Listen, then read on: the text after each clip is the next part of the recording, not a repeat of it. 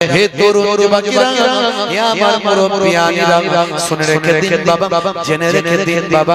হযরতে ভাই দোস্ত আমার হযরতে নবীর আশিক ছিলেন বাবা, নবীর আশিক ছিলেন বাবা হযরতে ওয়াইস কুরনি হুজুর।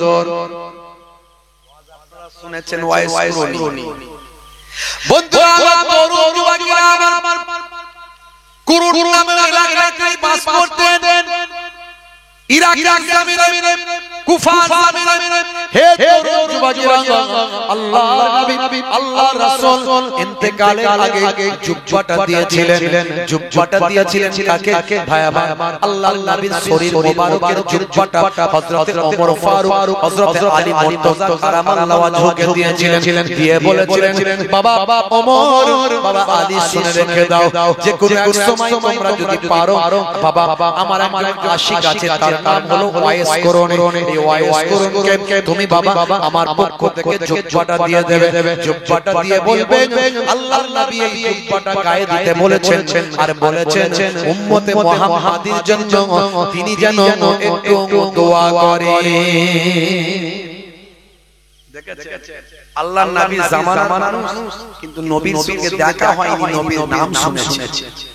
ওহদের ময়দানে দয়ার নবীর দাঁত ভেঙে গিয়েছিল। এই কথা যখন ওয়াইস কুরনি শুনেছিল, তখন একটা করে সব দাঁত ভেঙে ফেলেছিল। আমার নবীর কোন দাঁতটা ভেঙেছে আমি জানি না, তাই আমি আমার সব দাঁতগুলো ভেঙে ফেললাম নবীর মহব্বতে।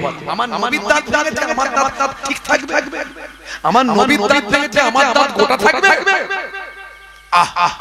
কেমন আশিক! তাকে জিজ্ঞাসা করা হলো, আপনি নবীর জামানাতে পেয়েছেন, নবীর সঙ্গে দেখা করলেন না?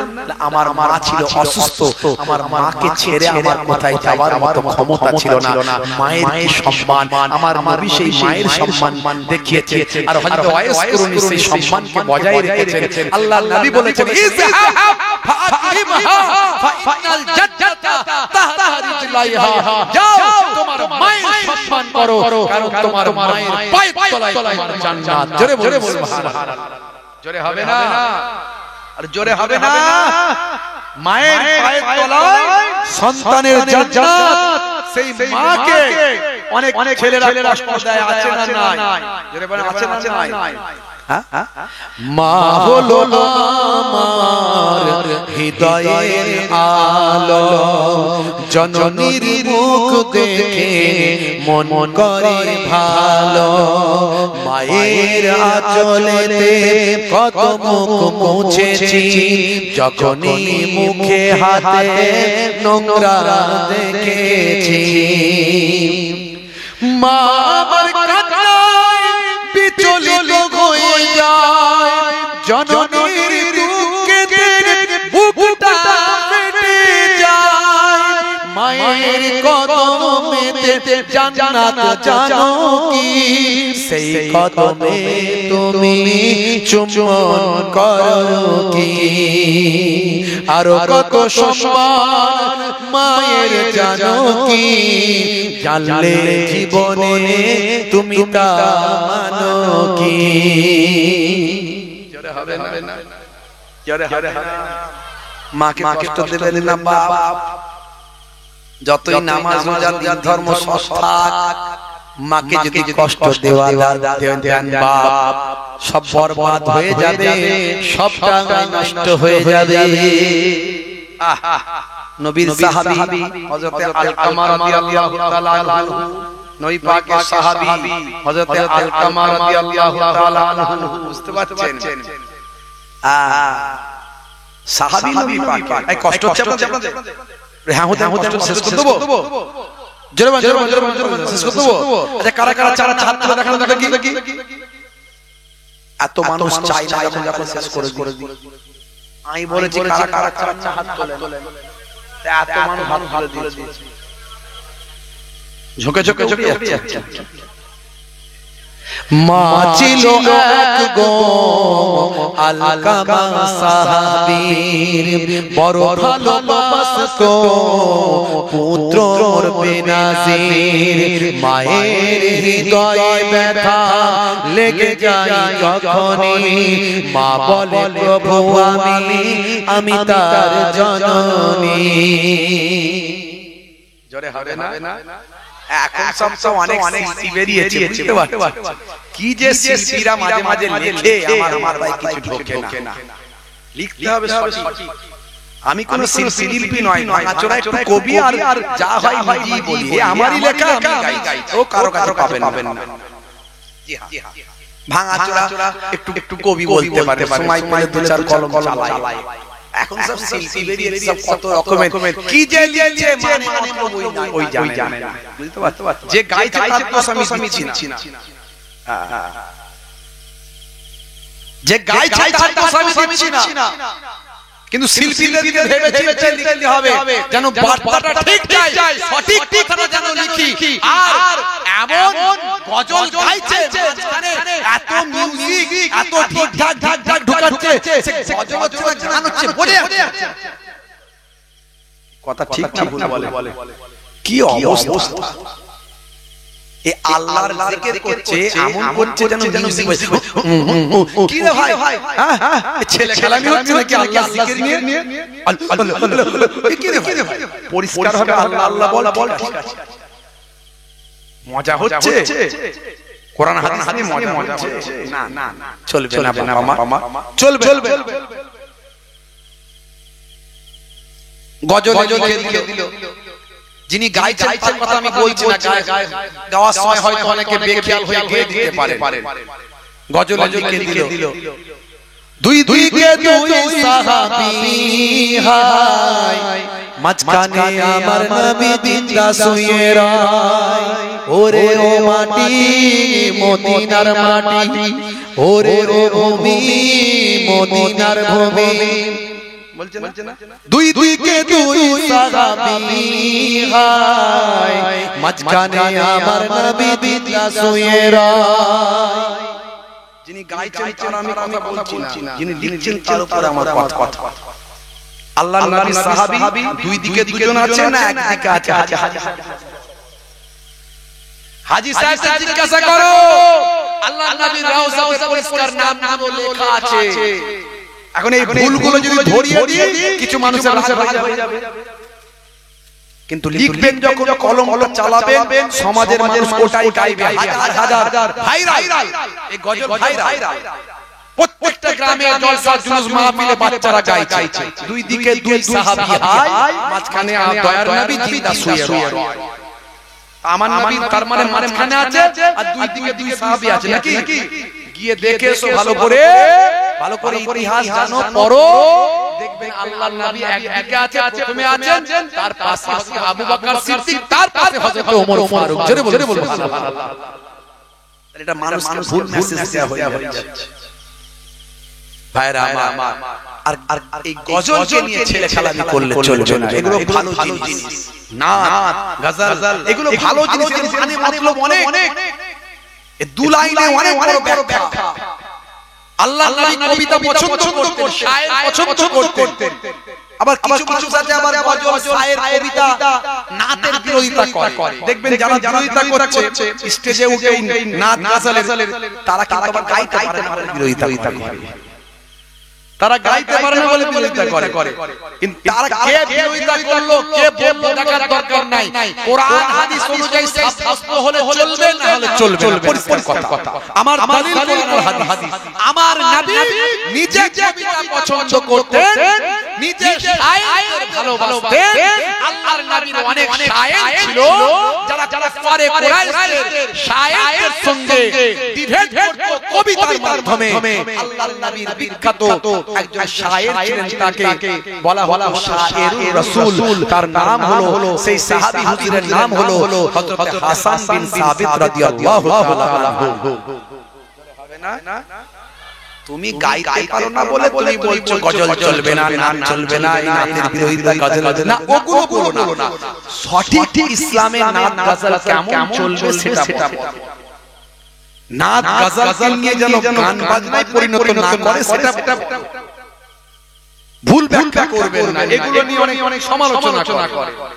মা ছিল এক গো আলকামা সাহাবীর বড় ভালোবাসতো পুত্র বেনাজির মায়ের হৃদয়ে ব্যথা লেগে যায় যখনই মা বলে প্রভু আমি তার জননী নবীর সাহাবী মায়ের বুক খুলে গেছে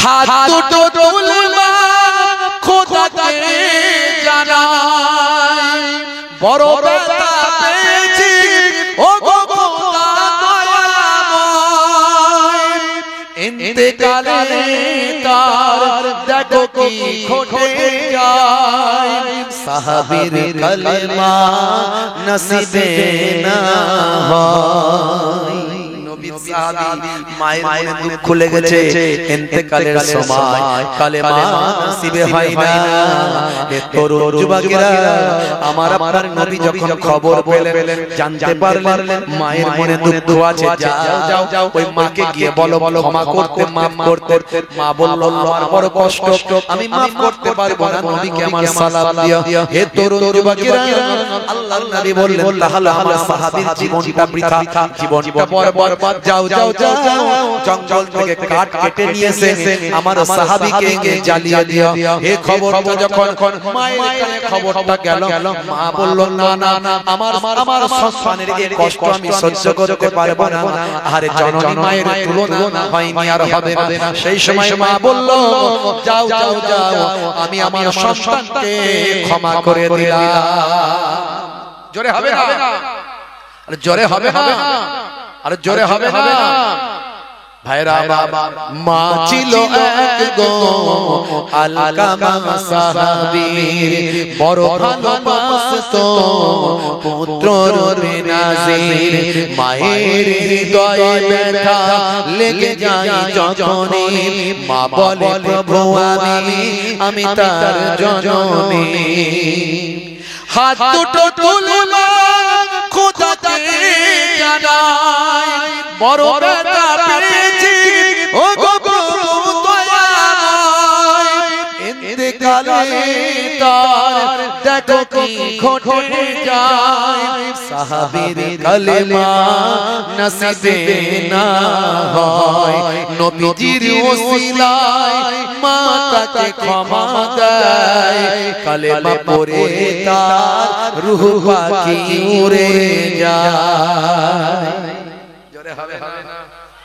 জোরে হবে না মা হলো আল্লাহর বড় এক নিয়ামত দুনিয়ার সন্তান করো তার খিদমত মায়ের দোয়াতে বাইত ওলিয়া আল্লাহর দেওয়া মা হলো রহমান জোরে হবে না সেই মায়ের দেখভাল করতে হবে নির্দেশকার আল্লাহর নির্দেশকার দয়ার নবীর শুধু নবী ভালোবাসতে হবে না নবীর নির্দেশ ভালোবাসতে হবে নবীর নির্দেশ নামাজি হতে হবে নবীর নির্দেশ বাবা সুন্নাত ওয়ালা হতে হবে মুখে দাড়ি রাখতে লজ্জা পায় আছে না নাই রাগ করবে না তাদের মুখে দাড়ি না তারা লজ্জিত হবেন না কারণ আমি হিসাব দিতে এসেছি বলতে এসেছি বোঝাতে এসেছি হে তরুণ যুবকেরা বিরাট কোহলি মুখে দাড়ি রাখছে না রাখেনি হরভজন সিংহের মুখে দাড়ি আছে না নাই লিওনেল মেসির মুখে আছে না নাই নেতা মন্ত্রী খেলোয়াড় প্লেয়ার ভারতের প্রাক্তন প্রাইম মিনিস্টার মনমোহন সিং জি ভারতের বর্তমান প্রাইম মিনিস্টার নরেন্দ্র দামোদর দাস মোদি জি মুখে দাড়ি আছে না নাই দাড়ি এখন ফ্যাশন দাড়ি এখন মুখের সৌন্দর্য তাই বড় বড় নেতা মন্ত্রী খেলোয়াড় প্লেয়ার দাড়ি রাখছে কিন্তু মুসলমান দাড়ি আপনার আমার কাছে সৌন্দর্য বলে নয় দাড়িটা রাখবো আমি নবীর সুন্নাত বলে বড় বড় রাখতে লজ্জা বোধ হয়, ছোট হলেও রাখো, একদিন ঈমানি শক্তি বেড়ে যাবে। মোল্লা হুসাইন থেকে বড় দাড়ি সেদিন হবে। ততদিন পর্যন্ত যদি মারা যাও, ছোট দাড়িওয়ালা হয়ে যদি কবরে চলে যাও, মুনকার নাকির ফেরেশতা এসে বলবে মান রাব্বুকা, দেখতে পাবে তোমার মুখে দাড়িটা নবীর সুন্নাত বলে রাখা। হতে পারে ওই দাড়িটাই হবে তোমার নাজাতের জারিয়া।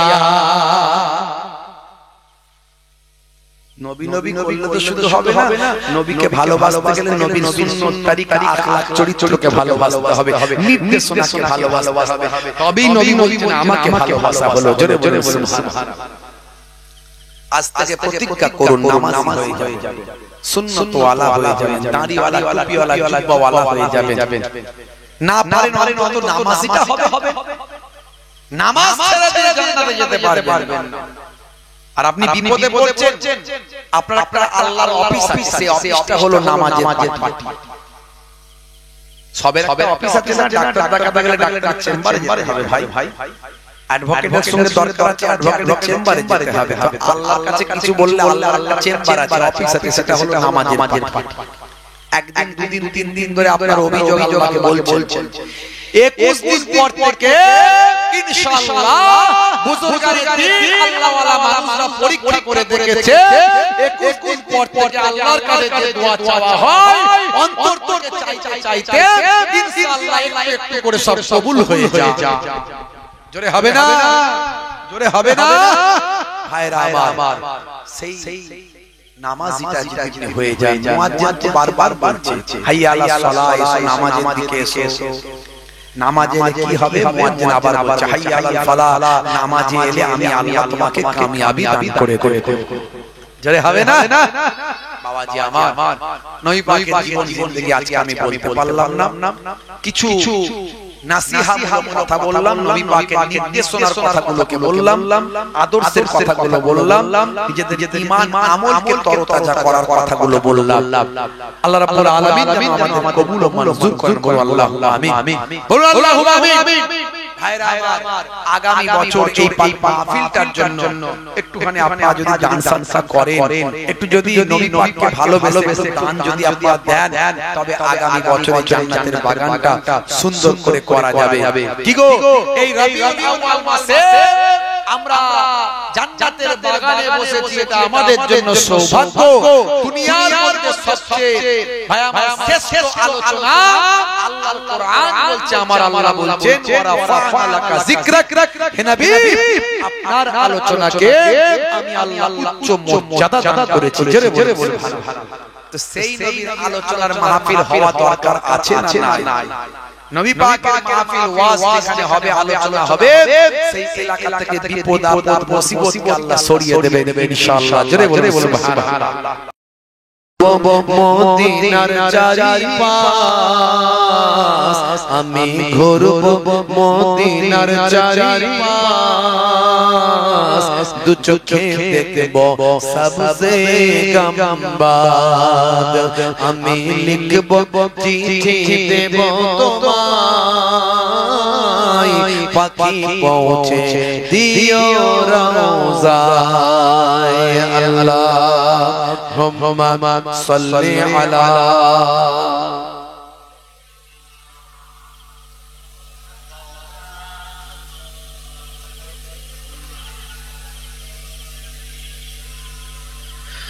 তৃষ্ণাই কাতর আমার মন, তৃষ্ণা মেটাবে কূপ জমজম, তৃষ্ণাই কাতর আমার মন, তৃষ্ণা মেটাবে কূপ জমজম, সে পানি মাগবো আমি সারা গায়, পাখি পৌঁছে দিও রওজায়, আমি লিখব চিঠি দেব তোমায়,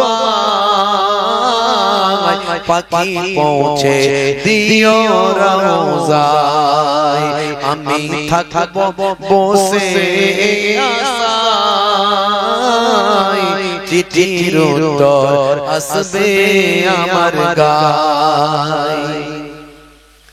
চিঠির উত্তর যদি গোনা পায় জীবন মরণ সবই যে বৃথা চিঠির উত্তর যদি গোনা পায় জীবন মরণ সবই যে বৃথা যে প্রেমের চাদর ওয়াইস গুরুর গায় যে প্রেমের চাদর ওয়াইস গুরুর গায় সে প্রেম নবীর আশিক করে চায় যে প্রেমের চাদর ওয়াইস গুরুর গায় সে প্রেম নসিব করো গো আমায় আমি লিখব চিঠি দেব তোমায় পাখি পৌঁছে দিও রওজায় আমি থাকব বসে আশায় চিঠির উত্তর আসবে আমার গায়ে আল্লাহুম্মা সাল্লি আলা وعلى آل سيدنا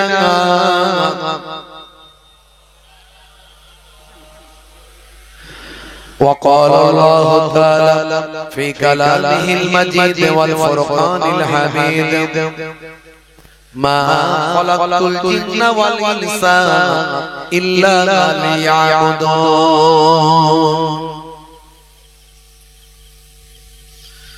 وقال الله تعالى أيضا في كتابه مخبرا ومكروا ومكر الله والله خير الماكرين وقال النبي صلى الله عليه وسلم من تمسك بسنتي عند فساد أمتي فله أجر 100 شهيد إلى آخر الحديث أو كما قال عليه الصلاة والتسليم শ্রদ্ধেয় সম্মানীয় মঞ্চ উপবিষ্ট প্রবীণ বয়স্ক আমার বাপজি আল্লাহ করে নেক মানুষ তিনি আছেন উলামায়ে কেরামেরা আছেন সামনে উপবিষ্ট আছেন হাজী হুজ্জাজেরা মুসল্লি এজামেরা সামিন হযরতরা স্নেহের বাচ্চারা মাইক্রোফোনের আওয়াজে কান লাগিয়ে আছেন আমার মায়েরা বোনেরা জাতি ধর্ম বর্ণ নির্বিশেষে শ্রোতা বন্ধুরা প্রত্যেককে ফুরফুরা দরবার শরীফ ছোট হুজুর পীর কেবলা রাহমাতুল্লাহ আলাইহির নেক ছেলে নাতি মায়াপুর নগরী হুজুর পীর কেবলা রাহমাতুল্লাহ আলাইহির ছেলে পৌত্র আমার হরিফুলা দরবার শরীফের পক্ষ থেকে আমি মুহিবুল্লাহ হুসাইনি সকলকে আন্তরিক সালাম শুভেচ্ছা ভালোবাসা জ্ঞাপন করি আল্লাহ পাকের রহমত সমস্ত ঈমানদারের উপর হোক জোরে বলুন আল্লাহুম্মা আমিন কিছু সময় জিকিরুল্লাহ জিকিরুন নবীর আলোচনা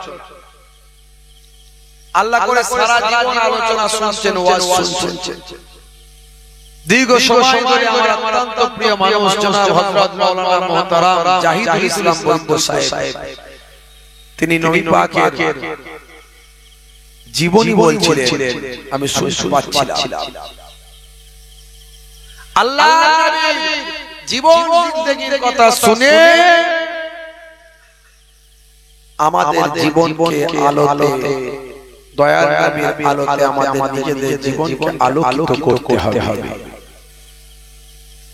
তবে কাজ হবে সোনা নাম মুসলমান নয় মানা নাম মুসলমান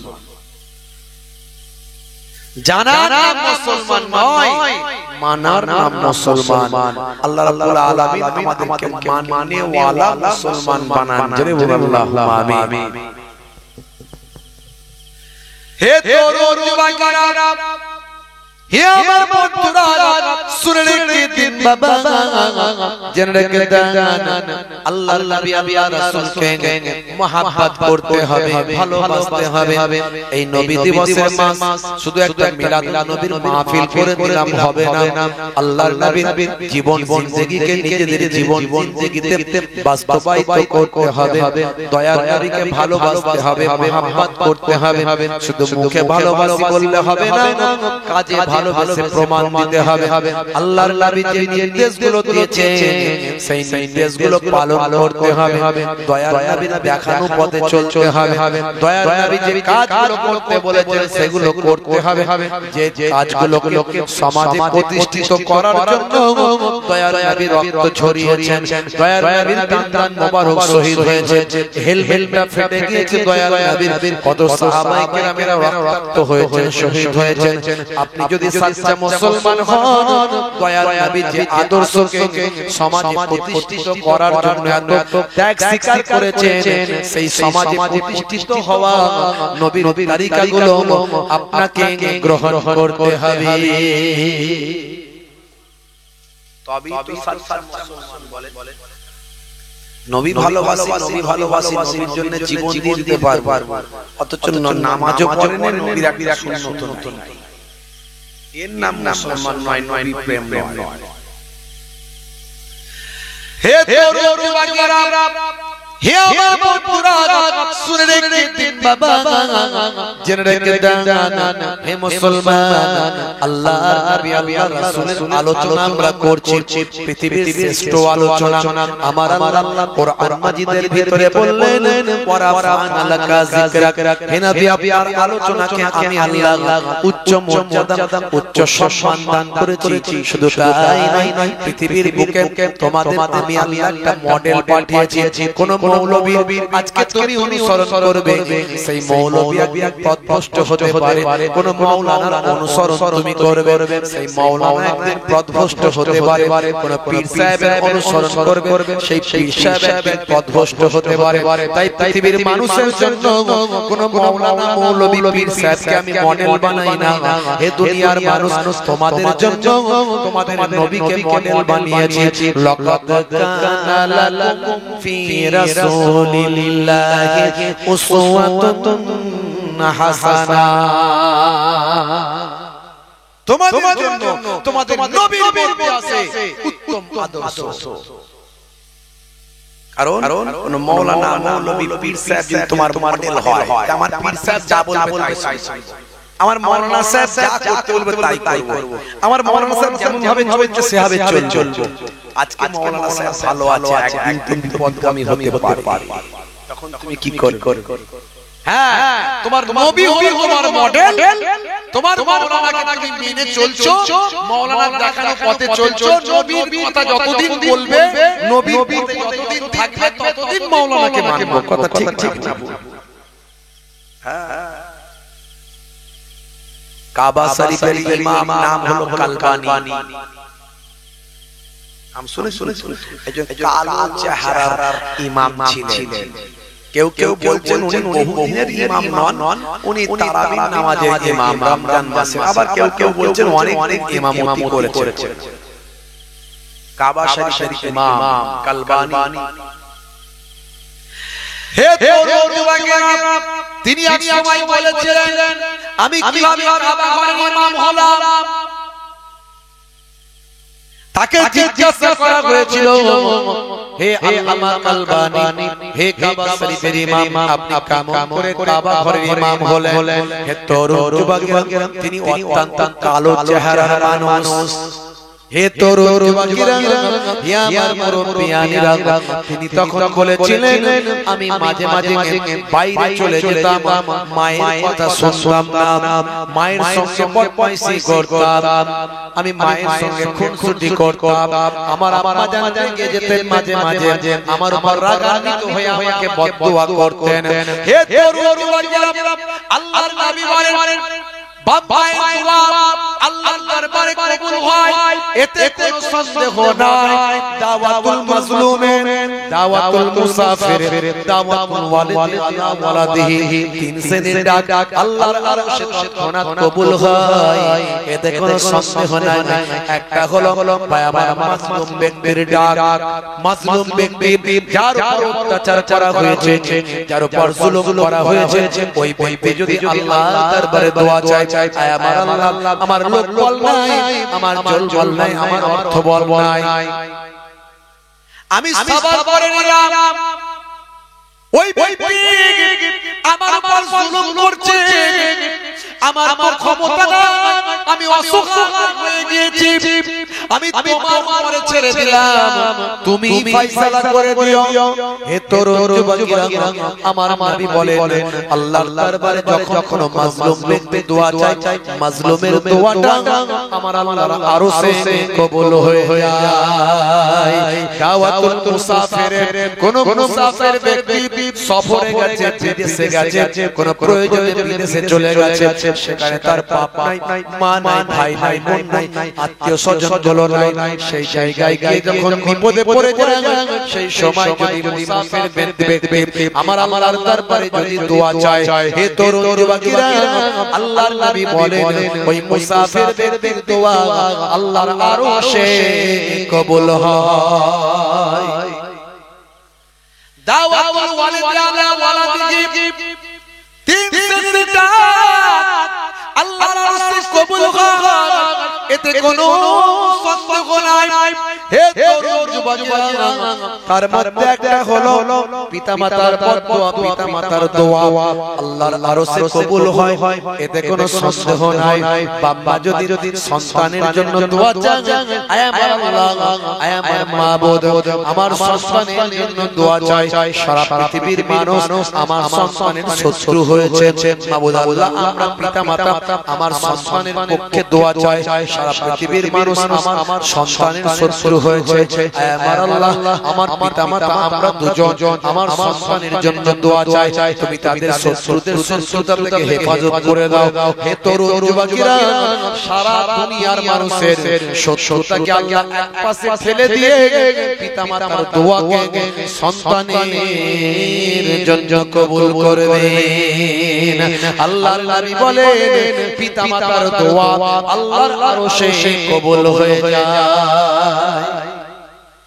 ইমাম কালবানী তিনি বলছেন, আমি বড় বদমাইশ ছিলাম, ছটফটে ছিলাম, ডান পিটে ছিলাম, মায়ের কথা শুনতাম না, মাঝে মাঝে বদমাইশি যখন করতাম, মা যখন আমার সঙ্গে লেগে পারতেন না, মা তখন আমার জন্য বদদোয়া করতেন। কি বদদোয়া করতেন? মা বলতেন, আল্লাহ তুমি আমার সন্তানকে কাবা ঘরের ইমাম বানিয়ে দিও। দেখেছেন মায়ের বদদোয়াটা কেমন? হ্যাঁ, মায়ের বদদোয়াটা কেমন দেখেছেন? অন্য জন্য মায়েরা হলে কেমন বদদোয়া করবে, জ্ঞানী মা বলছে কাবা ঘরের যেন আল্লাহ কি তোকে ইমাম বানিয়ে দেয়, তবে তুই জব হয়ে যাবে। বুঝতে পারছিস? কাবা ঘরের ইমাম হয়ে যাইতে এখন নাই। হে তরুণ যুবকেরা, ইমাম কালবানী বলেছিলেন আমি আমার মায়ের বদদোয়ায় কাবা ঘরের ইমাম হয়ে গেছি। হে তরুণ যুবকেরা, কিন্তু বড় বড় ব্যক্তিরা, আলেম ওলামারা, বড় বড় যারা বিশেষজ্ঞ, তারা বলছেন তিনি বেশি দিনের ইমাম ছিলেন না, মাত্র রমজান মাসে তারাবির নামাজের ইমাম ছিলেন। আর যাই হোক কাবা ঘরের কিছুদিন হলো তিনি করেছেন, কিন্তু তার পদস্খলন কেমন ভাবে হলো? ভাই আমার দোস্ত আমার, ইন্টারনেট সার্চ করলে পাবেন কাবা ঘরের ইমাম, এই কালো ইমাম, কালো চেহারার ইমাম, ইমাম কালবানী, তিনি কখনো সিনেমাতে অভিনয় করছেন, বলুন নাউজুবিল্লাহ। তিনি কখনো ভাই আমার নায়ক গায়কদের মতো ভাই আমার বিভিন্ন অ্যাড কোম্পানির সঙ্গে যুক্ত হয়ে অ্যাড করছেন। শুধু তাই নয়, এমন কি জুয়ার আসরে তাকেও দেখা গেছে। বর্তমানে তিনি আর কাবা ঘরের ইমাম নাই। তাহলে মনে রাখবেন যে কোন সময় যে কারো পদস্খলন হতে পারে না।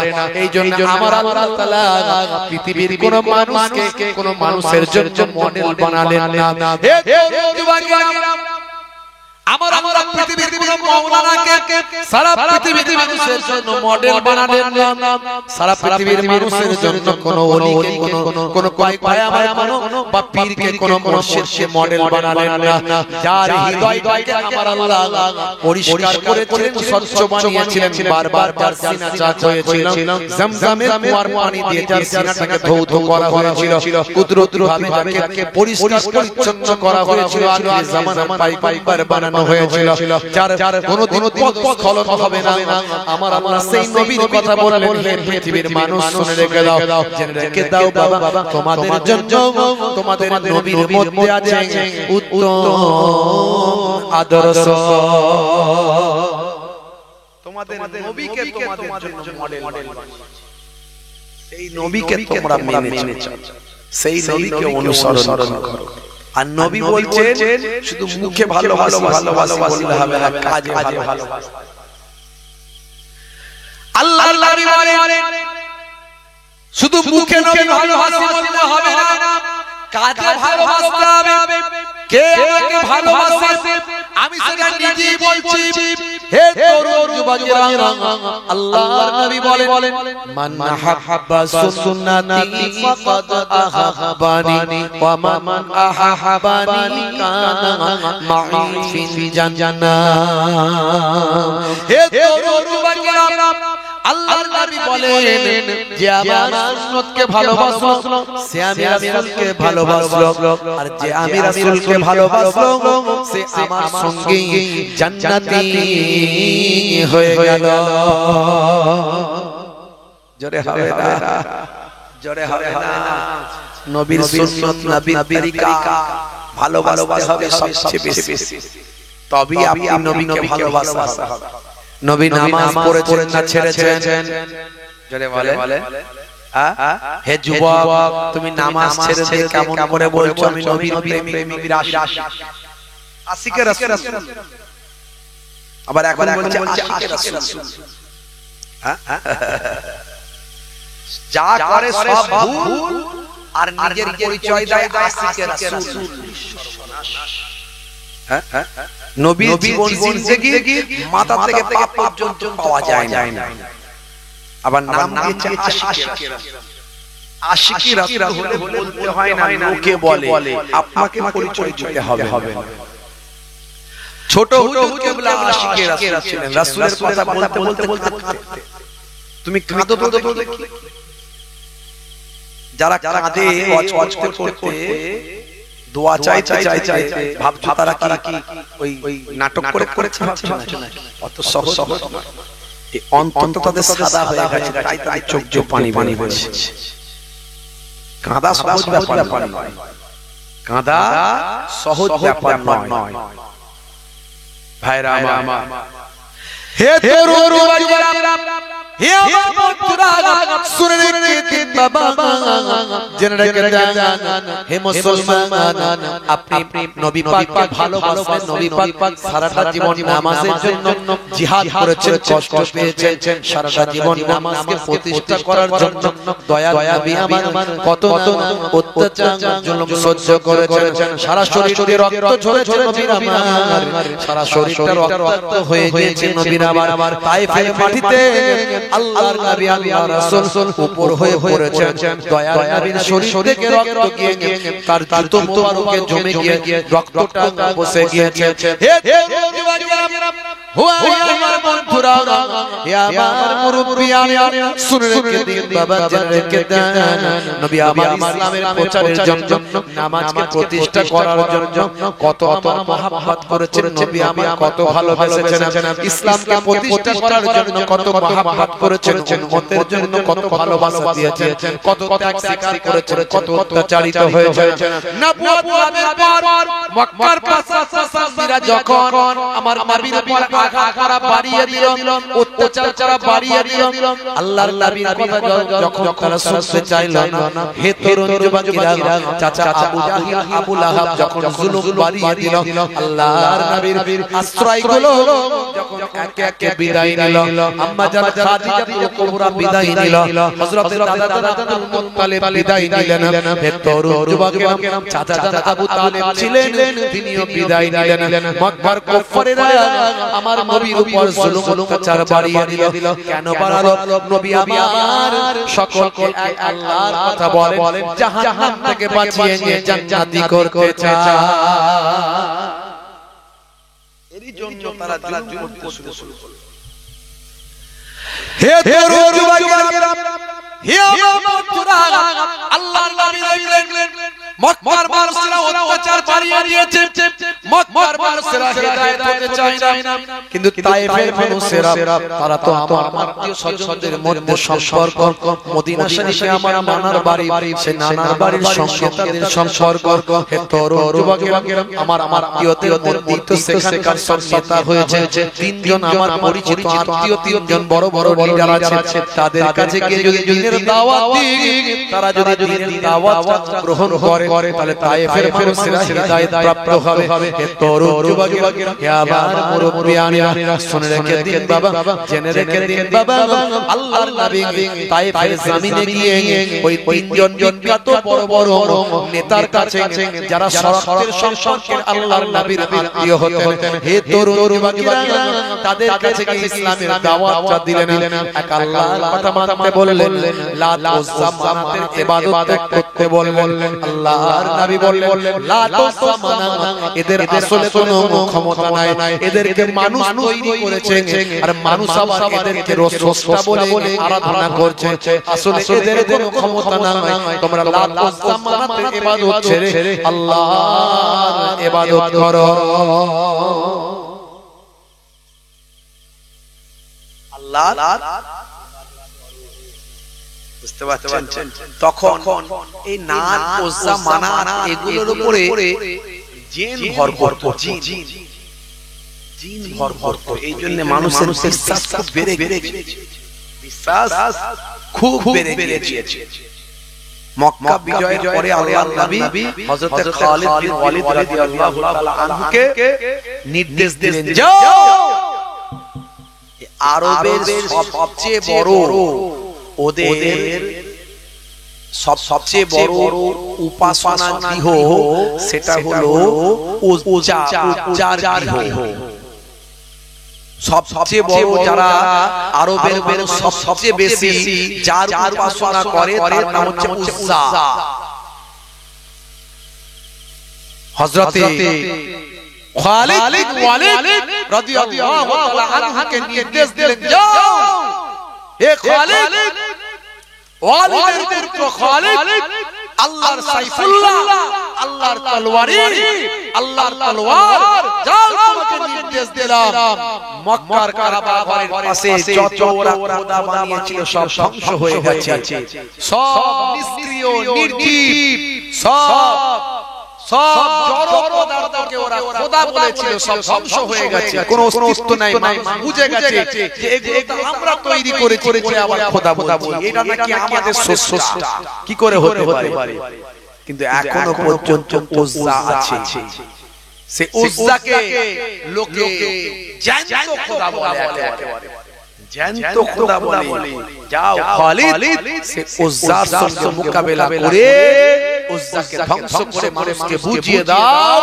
যে এই জড় পদার্থের কোনো ক্ষমতা নাই ক্ষমতা একমাত্র আল্লাহ বুঝতে পারছো হে তরুণ যুবকেরা হে আমার বন্ধুরা শুনে রেখে দিন বাবা জেনে রেখে যান হযরত খালিদ বিন ওয়ালিদ রাদিয়াল্লাহু তাআলা আনহু 30 জন অশ্বারোহী সৈন্য নিয়ে নাকলা নামক জায়গা হে তরুণ যুবকেরা কাবা ঘর থেকে মক্কা শরীফ থেকে 60-62 কিলোমিটার 62 মাইল দূরে 62 মাইল উত্তর দিকে কাবা ঘর মক্কা শরীফ থেকে উত্তর দিকে 62 মাইল নাকলা নামক জায়গায় গেলেন তরুণ যুবকেরা হে আমার মুরব্বিয়ানেরা সেখানে পাহাড়ের উপরে বিশাল আকারে সুসজ্জিত সুসংগঠিত শক্তিশালী একটা উপাসনা গৃহ সেই উপাসনা গৃহটার নাম হলো উজ্জার উপাসনা গৃহ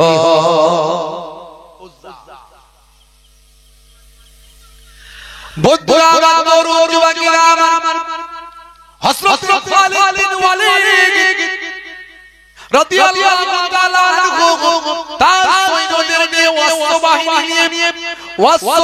নিয়ে ঘোড়ার বাহিনী নিয়ে বীর বিক্রমে উলঙ্গ তলোয়ার নিয়ে সোজা পাহাড়ের উপর উঠে গিয়ে উজ্জার উপাসনা গৃহে ঢুকলেন।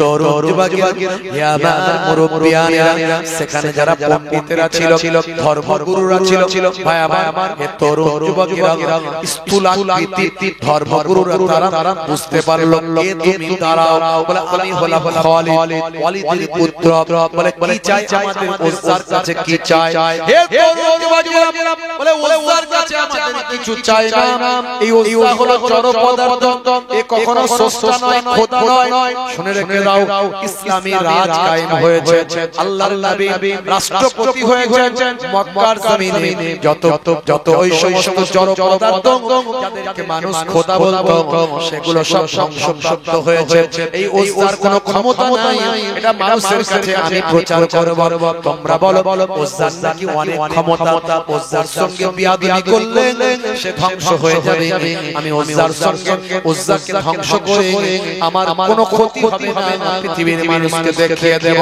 হে তরুণ যুবকেরা হে আমার বন্ধুরা শুনে রেখে বাবা জেনে রেখে দেন এমন সময় হযরত বাবা খালিদ বিন ওয়ালিদ রাদিয়াল্লাহু তাআলা আনহু এই রকম একটা বিশাল সুসজ্জিত সুসংগঠিত উপাসনা গৃহ যেদিকে চারিদিকে অন্ধকার শুধু মশাল জ্বলছে আর ধোঁয়া ধুনা ভাই আমার ধোঁয়াতে ভরপুর হয়ে আছে সেখানে ভিতরে ঢুকতে গভীর গৃহের ভিতরে ঢুকে পড়েন সেখানে গিয়ে হযরত খালিদ বিন ওয়ালিদ দেখতে পান একটা কূপ মতো সামনে করা আছে সেই কূপ থেকে ধোঁয়া বের হচ্ছে আর তার পাশে একটা অর্ধ উলঙ্গ নারীর সুসজ্জিত একটা চেহারা বিদ্যমান আছে এর নাম হলো উজ্জা অর্ধ উলঙ্গ একটা সুসজ্জিত নারীর একটা ভাইয়া ছবি একটা স্ট্যাচু সেখানে করা হয়েছে তার নাম হলো উজ্জা সে নাকি বিশাল ক্ষমতা হযরত খালিদ বিন ওয়ালিদ সেই সময় এগিয়ে গেলেন কুঠার নিয়ে এই বিশাল বড় 6 ফুটের উপরে এই উজ্জার ভাইয়া স্ট্যাচু করা হয়েছে এই স্ট্যাচু এই উজ্জা নাকি বিরাট বড় খোদা বিরাট বড় শক্তিশালী তার সাথে বিয়াদবি করলে নাকি ধ্বংস হয়ে যাবে হযরত খালিদ বিন ওয়ালিদ রাদিয়াল্লাহু তাআলা আনহু সেই সময় কুঠার এগিয়ে গেলেন হে তরুণ যুবকেরা হে আমার মুরব্বিয়ানেরা ওই উপাসনা গৃহের বড় বড় পণ্ডিতেরা আরবের ওই সমস্ত কুরাইশদের বড় বড় স্থূলাকৃত পণ্ডিতেরা মোটা পণ্ডিতেরা বলতে লাগলো সাবধান খালিদ হে খালিদ শুনে রেখে দাও তুমি আমাদের এই খোদাকে তুমি নষ্ট করো না ভেঙো না যদি তুমি ভাঙো তাহলে মুসিবতে পড়বে বিপদে পড়বে হে তরুণ যুবকেরা এইভাবে হযরত খালিদ বিন ওয়ালিদকে ভয় পাওয়াতে লাগলো হযরত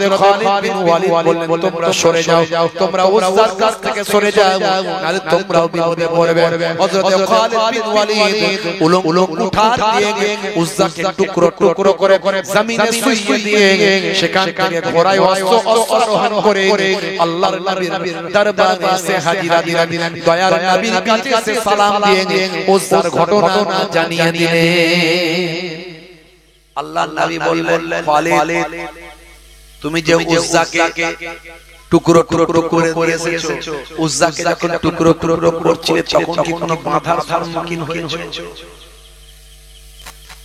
কেউ তোমাকে বাধা দিয়েছে হযরত খালিদ বিন ওয়ালিদ বললেন ওখানকার পণ্ডিতেরা আমাকে বলছিল এটা করবেন না গজব হবে ধ্বংস হবে তা আমি তাদের কথা শুনিনি না কেউ অ্যাটাক করতে আসেনি বলে না যাও তুমি যে উজ্জাকে ভেঙেছো ওটা আসল উজ্জা নয় আসল উজ্জা এখনো সেখানে আছে এ খালিদ তোমাকে আবার যেতে হবে যাও তুমি সেখানে মোকাবিলা করে আসল উজ্জাকে ধ্বংস করে আসো আরবের মানুষ মনে করে যা কিছু আরবের মানুষ করে সব উজ্জার নামে করে উজ্জা আমাদের পক্ষে আছে তাহলে আমাদের কোনো চিন্তা নাই মুহাম্মদ সাল্লাল্লাহু আলাইহি ওয়াসাল্লামকে উজ্জার নামে ধ্বংস ধ্বংস করব তারা বলে যাও যাও আরবের মানুষদের বুঝিয়ে দাও আসলে উজ্জার কোনো ক্ষমতা নাই যা যে ক্ষমতা সব একমাত্র মহান আল্লাহ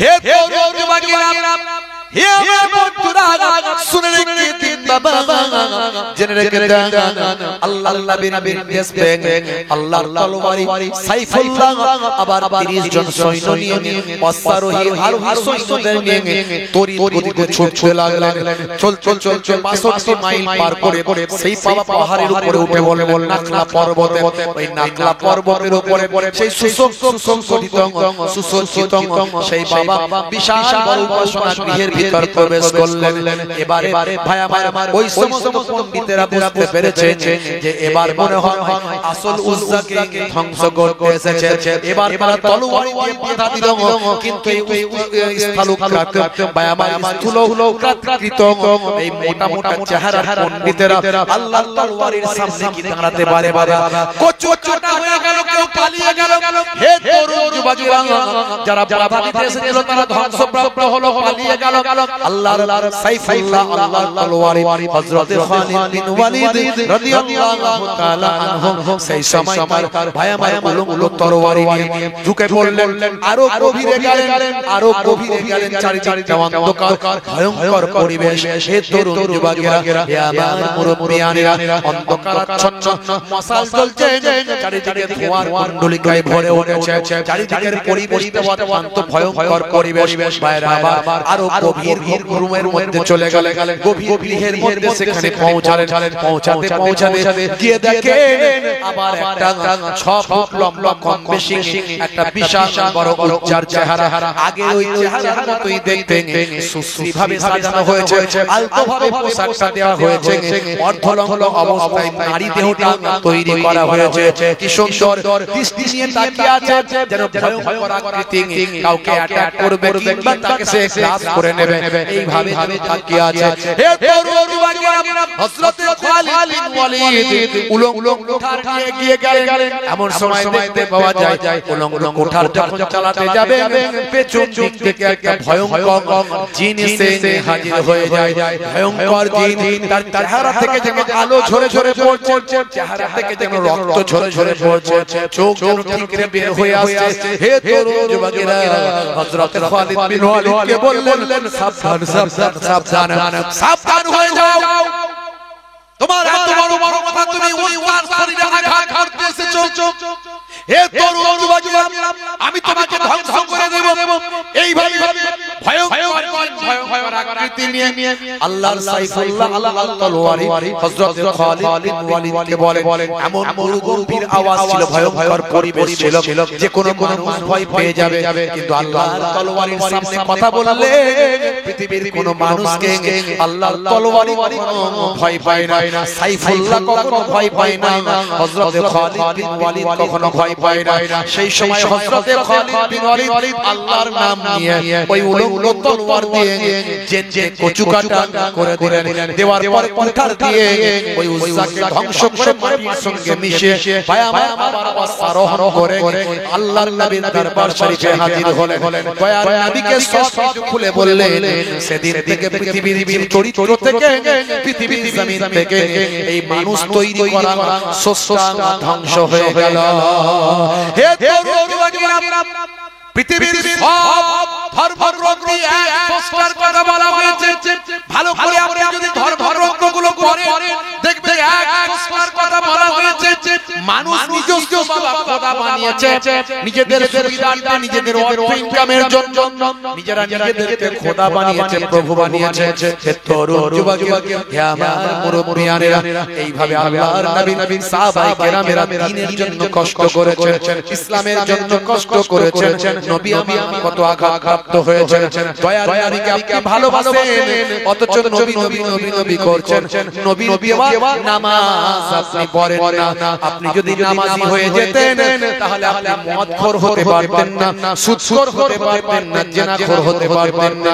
আপনার নামাজ আপনাকে মদ খাওয়া থেকে বাঁচাতো, আপনার নামাজ আপনাকে সুদ খাওয়া থেকে বাঁচাতো, আপনার নামাজ আপনাকে জিনাখোর থেকে বাঁচাতো, আপনার নামাজ আপনাকে লটারিখোর থেকে বাঁচাতো, আপনার নামাজ আপনাকে চুরি করা থেকে বাঁচাতো। নামাজ আপনাকে অন্যায় থেকে বাঁচাতো। ইন্না সালাতা তানহা আনিল ফাহশাই ওয়াল মুনকার, নিশ্চয় নামাজ তোমাকে অশ্লীলতা অন্যায় থেকে রক্ষা করবে। জোরে বলুন সুবহানাল্লাহ। কয়েকদিন আগে লাল কেল্লায়, দিল্লির লাল কেল্লা, কয়েকদিন আগে দিল্লির লাল কেল্লায় 1 কোটি টাকা মূল্যের ভাই আমার ওই ডায়মন্ড আর বিভিন্ন স্বর্ণ দিয়ে তৈরি করা ওই কলসি চুরি হয়েছিল। আপনারা খবর জানেন কিনা জানি না, কয়েকদিন আগের কথা বলছি, লাল কেল্লা থেকে চুরি হয়েছিল।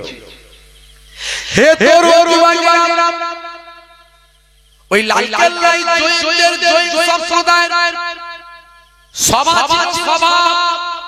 জৈন সম্প্রদায়ের মানুষেরা তারা লাল কেল্লার ভিতরে একটা সভা করছিল, ধর্মীয় সভা করছিল। আর তাদের এই জৈন সম্প্রদায়ের মানুষদের মধ্যে এক কলস প্রথা, এক কলসি নিয়ে বিভিন্ন রকম উপকরণ নিয়ে তারা কাজ করে। হে তরুণ যুবকেরা, ধর্মের উপকরণ মনে করে তাদের মধ্যে থেকে ধনী ধনী ব্যক্তি বা আমার যারা কোটি কোটি কোটি কোটি টাকার মালিক, এই রকম ব্যক্তিরা জৈন সম্প্রদায়ের মানুষ তারা এই সময় লাল কেল্লা তাদের ওই কোটি কোটি টাকার মালগুলো নিয়ে এসে হাজির করে। এরই ফাঁকে জৈন সম্প্রদায়ের মধ্যে কোন একজন নাটক করে কোন একজন ভাই আমার ওই জৈন সম্প্রদায়ের ভাই আমার ওই রকম লেবাস ধরে আর 1 কোটি টাকা ওই কলসিটা চুরি করে নিয়ে চলে গিয়েছিল। ধর্ম কর্ম করতে এসে চুরি করে নিচ্ছে। এই মাঝে মাঝে মসজিদে জুতো চুরি হয় না? জোরে বলে নামাজি তো চুরি করে না, চোর নামাজি সেজে চুরি করে। যে প্রকৃত নামাজি হবে সে চুরি করতে পারবে না। ভালো ভালো দামি দামি হাজার 2000 3000 টাকা দাম নামাজিরা নামাজ পড়তে যায়, নামাজের জন্য জানো নামাজের মহব্বত, ও জুতো আমার রইল চুরি হোক যাই। আর চোর ওই সামনে থাকে, পেছনের কাতারে দাঁড়াবে, সবচেয়ে শেষে ঢুকবে, দেখবে কাল কতটা দাম বেশি, আগে বেফাট করে নিয়ে হাওয়া। হে তরুণ যুবকেরা, হে আমার বন্ধুরা, শুনে রেখে বাবা, আপনি যদি নামাজি হয়ে যান আপনি অন্যায় পথে ধাবিত হতে পারবেন না। আপনি যদি রাসূলের সুন্নাত মেনে চলেন ওজনে ঠকাতে পারবেন না, ছোটদের স্নেহ না করে পারবেন না, বড়দের সম্মান না করে পারবেন না। আল্লাহর নবী বলেন যে ছোটদের স্নেহ করে না আর বড়দের সম্মান করে না, সে আমি রাসূলুল্লাহ আমার উম্মত নয়। হে তরুণ যুবকেরা, আপনি যদি প্রকৃত নবীর শিষ্য হন, আপনি না ভাই আমার পিতামাতার অবাধ্য হতে পারবেন না। আপনি যদি নবীর প্রকৃত শিষ্য হন, আপনি কখনো ভাই আমার ওই নেশা করতে পারবেন না। আজকাল মুসলমানের ছেলে নেশা করে, আছে না নাই? ভালো চলছে, ধান্দা খাচ্ছে, রজনীগন্ধা কারবারে অশান্তি চালাচ্ছে, শান্তি মন করবে কমল, খাচ্ছে ওরা বিমল। যেখানকার যাবে, যেখানে বসবে, যেখানে থাকবে, সেখানকার চষে দিয়ে বেরিয়ে যাবে। আমি বলি 12 বছর ঘাস জন্মাবে না, বুঝতে পারছেন? গায়ে হাতে ট্যাটু আঁকা, হেঁটে চলে আঁকা বাঁকা, গায়ে হাতে ট্যাটু আঁকা, হেঁটে চলে আঁকা বাঁকা, কাছে গেলে দেখা যায় সুস্থ ছেলে না, তিরঙ্গার দুর্গন্ধে টেকা যায় না, তিরঙ্গার দুর্গন্ধে টেকা যায় না। মুসলমানের ছেলে গায়ে হাতে ট্যাটু করেছে, মুসলমানের নারী গায়ে হাতে ট্যাটু করেছে, ওই যে কি যেন একটা এখন নেত্রী হয়েছে, কি যেন নাম, কিছুদিন আগে বলছিল আজমি শরীফ নাকি সে ভেঙে দিতে চায়। সে বলছে আজমি শরীফের নাম নাম নাকি পাল্টে দিতে চায় ওই যে কি নজিয়া নাকি কি নজিয়া ওলাইহি থেকে নাম বেরিয়েছে না একটা ওই রকম আমি ওই রকম বাকিয়ে বলি ভালো করে বলতে পারি না সব নামগুলো বুঝতে পারছেন তো যাই হোক সে নাকি বলছিল আজমি শরীফ নাকি পাল্টে দেবে ওরে নজিয়া তুই কি আজমি শরীফ পাল্টাবি তোদের যারা গুরুদেব তোরা যাকে গুরুদেব মনে করিস বাবা মনে করিস তারাও আজমি শরীফে এসে খাজা গরিব নওয়াজের দরবারে এসে দোয়া করে আল্লাহর কাছে জোরে বলুন কত বড় বড় নেতা মন্ত্রী দেখবি জানা আজমি শরীফে ভাঙে যা একবার দেখ আমরাও তো দেখতে চাই খাজা গরিব নওয়াজ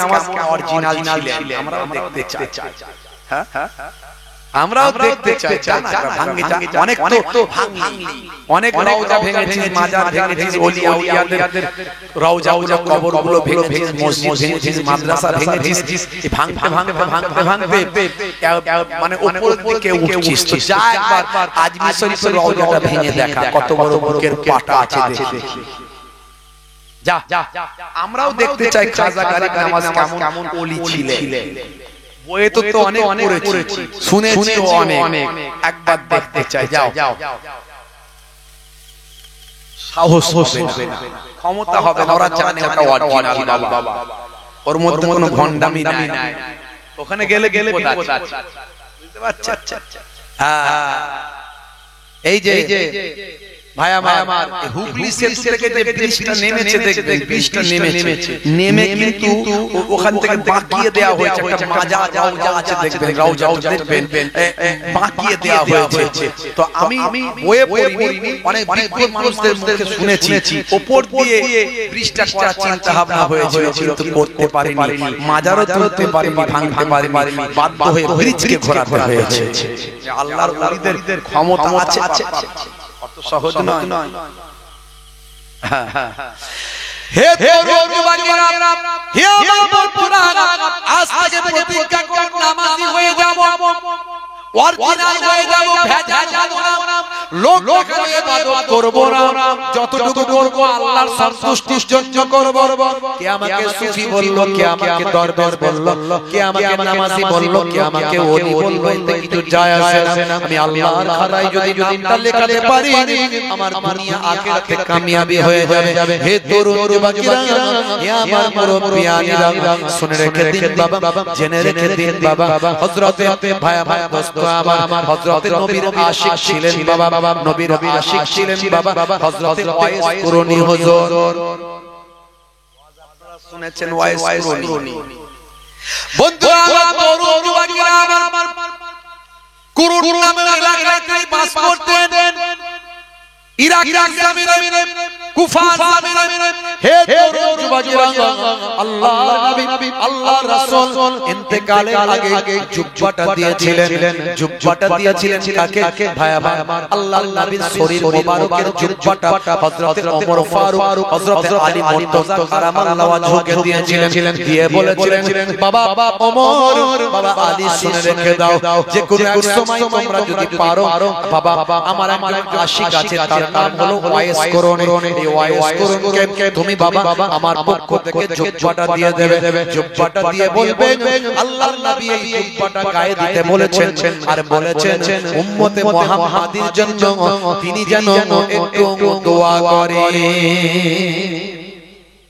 দেখেছেন আল্লাহর নবী জামানার মানুষ কিন্তু নবীর সঙ্গে দেখা হয়নি নবীর নাম শুনেছে ওহদের ময়দানে দয়ার নবীর দাঁত ভেঙে গিয়েছিল এই কথা যখন ওয়াইস কুরনি শুনেছিল তখন একটা করে সব দাঁত ভেঙে ফেলেছিল আমার নবীর কোন দাঁতটা ভেঙেছে আমি জানি না তাই আমি আমার সব দাঁতগুলো ভেঙে ফেললাম নবীর মহব্বতে আমার নবীর দাঁত ভেঙেছে আমার দাঁত ঠিক থাকবে আমার নবীর দাঁত ভেঙেছে আমার দাঁত গোটা থাকবে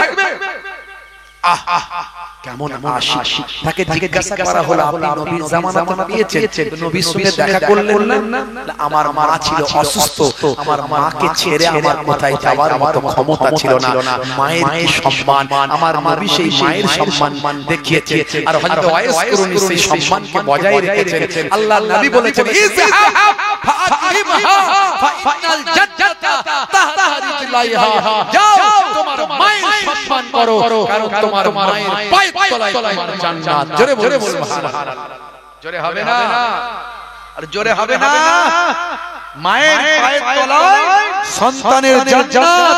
সেই মাকে অনেক ছেলেরা কষ্ট দেয়, আছে না নাই? জোরে বলেন, আছে না নাই? মা হলো আমার হৃদয়ের আলো, জননীর মুখ দেখে মন করে ভালো। মায়ের আঁচলেতে কত মুখ মুছেছি, যখনই মুখে হাতে নোংরা দেখেছি।